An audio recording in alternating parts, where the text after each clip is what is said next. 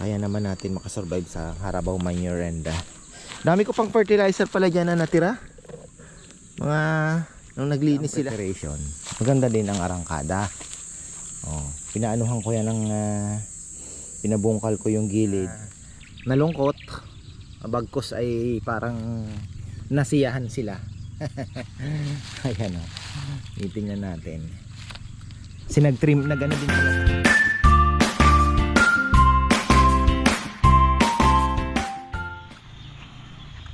Ay, magandang buhay.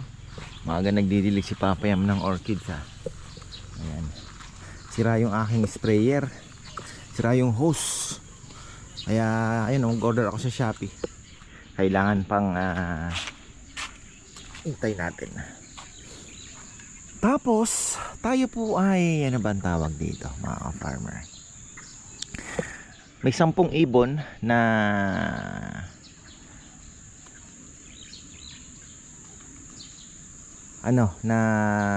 sinali kami. Ano lang naman, training pa lang po muna. Concepcion Tarlac. So hindi ako ang namili, kundi sina Rambo, sina Kongkong at Rambo ang nagpili ng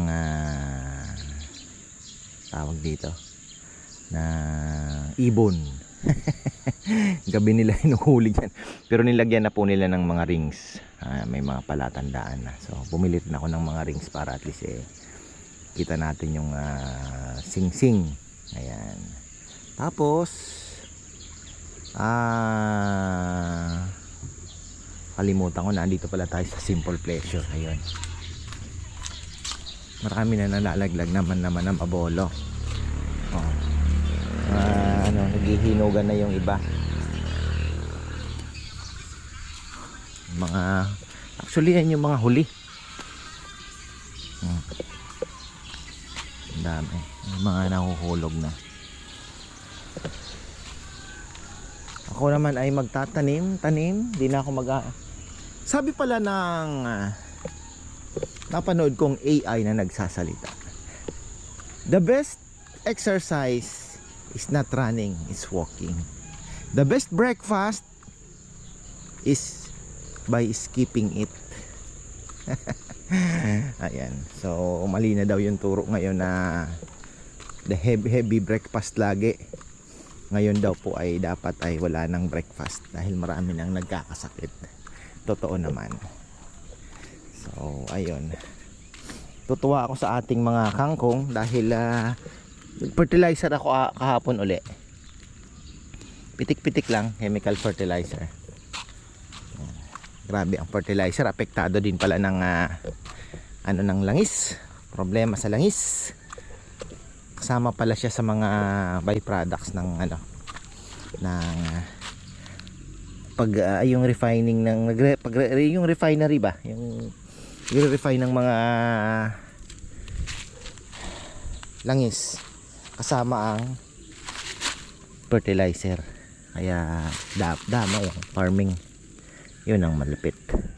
Pero kung tayo naman, kung gugustuhin natin, ay hindi naman natin masyadong maiindahin.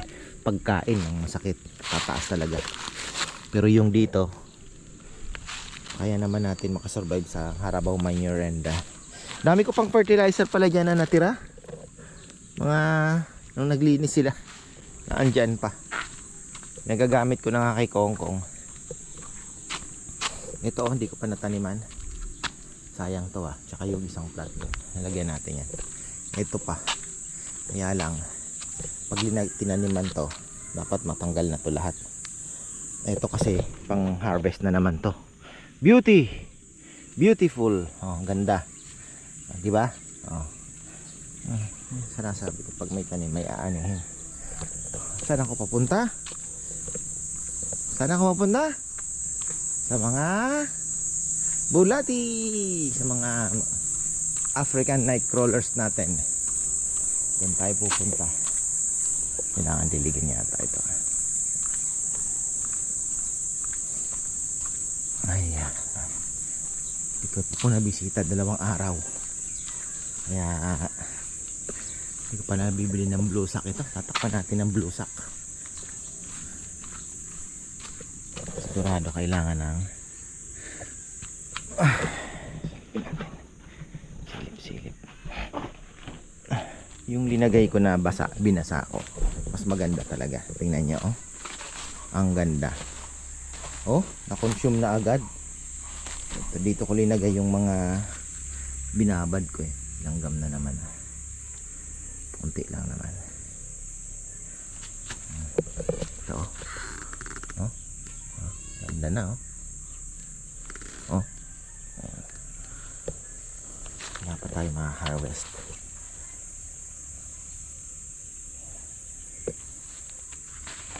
Basa pa naman. Pwedeng skip muna natin. Ito pwede natin kuhanan to. Ito medyo dry na. Pwede natin kuhanan. Pero kung tayo ay makakapag hakot, tapos kakalat natin sa lupa natin dito, malaking bagay yan. Malaking bagay. Kasi hindi naman tayo makakapag-produce ng vermicast na marami. Ingay ni Bonater, ah. Bigla pong gumanda yung mga halaman, oh. Tingnan nyo naman, oh, ganda. Ito gusto kong bumili ng ng isa pa neto eh. Kasi alam nyo, sayang yung time. Napakaganda po nito, unique.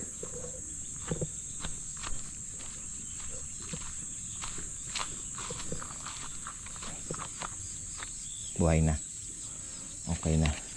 Ay, naglalabas na ng mga bagong dahon. Happy ka na? Happy? Tanim lang tayo ng tanim ng avocado kasi di ko alam kung anong talagang mga variety niyan hanggat di natin nakikita talaga yung mga bunga, di ba? Ayan na si Bebe. Ang ganda ng ang ganda ng bayabas. Yung sinasabi ko kay Kongkong, oh, di ba, Kong Kako? Pag maganda ang preparasyon ng hindi yung basta-basta lang tinanim. Pag maganda ang preparation, maganda din ang arangkada. Oh, pinaanuhan ko yan ng pinabungkal ko yung gilid. Tapos naging nadidilig. At ayun nga, may mga fertilizer tayo. Ngayon, tingnan nyo naman. Kung nagsasalita lang sila, sasabihin nila happy. Diba, no? Happy. Ganda. Tapos lagi nyo chichikin sa ilalim dahil ang bayabas, ang kalaban yan ay mga sa ilalim. Wala. Ganda. Ito lang ang isa, oh. Parang nagkasakit talaga ito eh. Hindi ko alam kung ano nangyari dito. Bakat. Hintayin natin, pagbigyan natin ng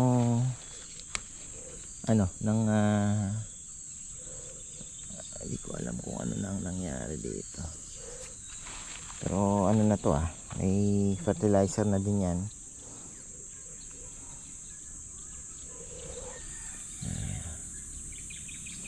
Lateris. Nagsunog na naman sila dito. Ay, yung pinatira kong alateris patay na naman. Oh.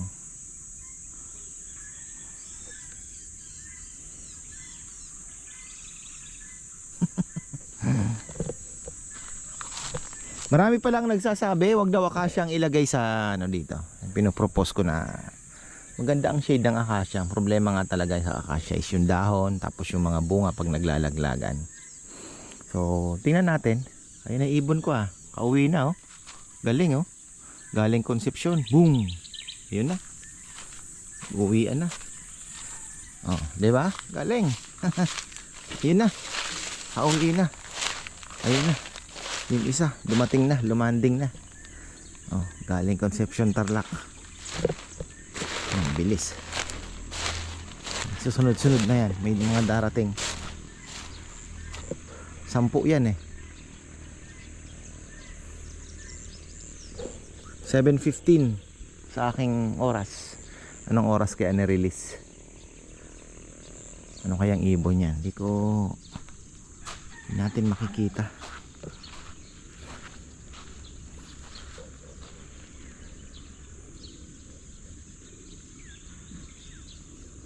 Parang wala lang sa kanya eh. Conception lang naman kasi. Lapit lang po yan.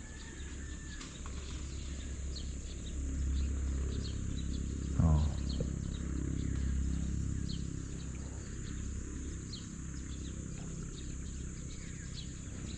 Ito na yung mga kamote natin. Oh. Bibilang tayo ng mga 3 weeks. 3 weeks po. Pagka nagtuloy-tuloy, pwede na nating 1 month siguro, sabihin na natin makakapagputol-putol na tayo ng talbos para mas dumoble yung kanilang mga suhi. Tingin-tingin tayo sa langit kung may darating pang ibon. Isa pa lang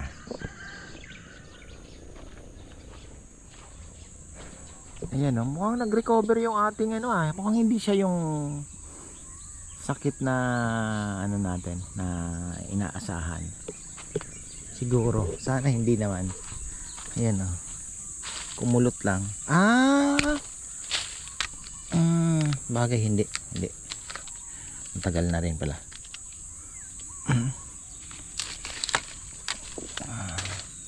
Di ko natanong kay Sebi kung yung binigay ko sa kanyang galing dito ay matamis ba. Yan.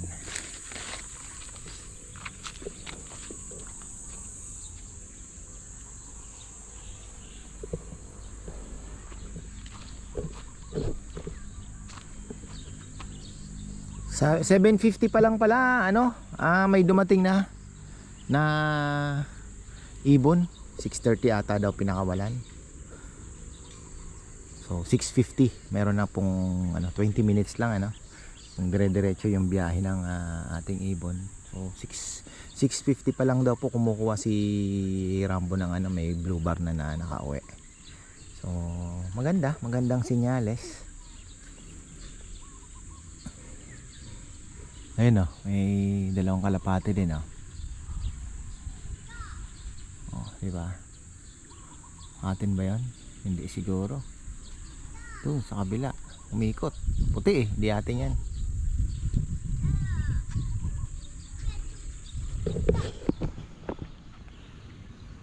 Ayan, andito po ako at sa harap ng aking mga halaman at ako'y na-amaze. Na-amaze po. Tinitingnan ko yung ini-inspect ko yung aking avocado.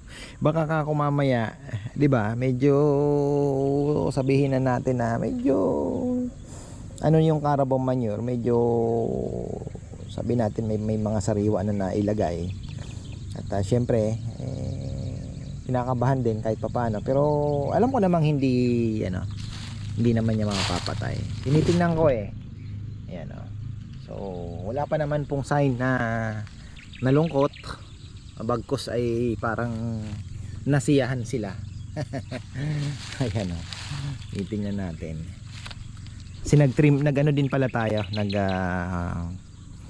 kumbaga pruning din tayo, kaya medyo mas nag-concentrate siya doon sa mga dulo niya. So, wala naman pong problema, tinitingnan ko lang. Bagay, ko naman yung pinaka, basta wag lang makapal. Medyo ikalat nyo lang po. Wag masyadong makapal. Kaya nga yung linagay nila medyo inayos ko pa Kasi syempre yung ginawa nila ganun lang kaliit tapos mataas. So ang ginawa ko, kinalat ko po ng konti. Kahit hanggang dyan siguro pwede yan Yan. So ang diameter siguro mga 1 meter. 1 meter. Kaya yan. Kung magkakalat po kayo, 1 meter. Paikot. Pwede yun. Basta't manipis lang. Na Carabao manure lang. Manipis lang po. Huwag nyong kakapalan. So wala naman pong problema. Wala tayong nakikitang alam nyo na, medyo nalungkot parang masigla pa nga sila kaya okay lang. Itong avocadong ito, surprise po ito. Di natin alam kung anong 1,000 binigay sa akin ni tita yan tingnan natin kung ano ang ibubunga niya. Sana maganda, and I think maganda naman kasi Di naman ibebenta po sa mga nursery yan kung hindi magandang klase ng avocado. Kaya hindi na natin bumili na lang po ako ng maraming Hass. Sabi nila Hass daw, pero yung dahon naman legit Hass. Pabalik-balik itong batang ito Medyo mahirap nga naman pong lakarin. Ayan. So ito, Baguio beans. Kagabi na ako nagdilig kaya tingnan nyo naman. Kagabi po ako nagdilig kaya okay na sila. Yun lang, mamayang gabi na naman ang susunod natin dilig niyan. Tingnan ko yung mga ayungin natin, ang dami. Ayun Ayun po yung mga ayungin natin. Kumakain sa batuhan. Gusto ko magpatubig Ayan, kita nyo yan. Kumakain po sila ng mga lumot. Lumaki na rin naman. Kaya lang ayun tingnan nyo